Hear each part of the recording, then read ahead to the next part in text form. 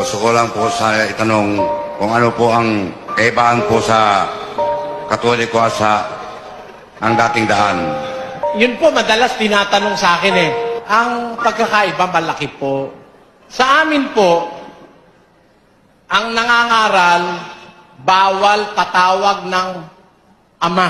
Sa inyong Katoliko, ang tawag nyo sa pare, Father. Which is against our Lord Jesus Christ. Bawal po ni Kristo yun, kapatid. Dalawa, sa inyo, meron kayong mga larawang niluluhuran. Di ba? Sa Biblia, bawal yon. Kami po, wala kaming niluluhurang larawan o mga ginawa ng kamay. Bawal po kasi ng Diyos yun eh. Bawal yung luluhod ka sa mga larawan. Kaya marami tayong pagkakaiba. Isa pa, sa Katoliko, ang doktrina may bayad.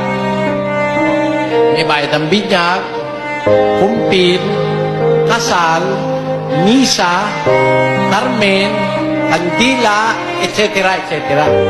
Lahat binabayaran. Mula sa binyag, hanggang patay ka na. Pag nagpamisa, bayad ka uli.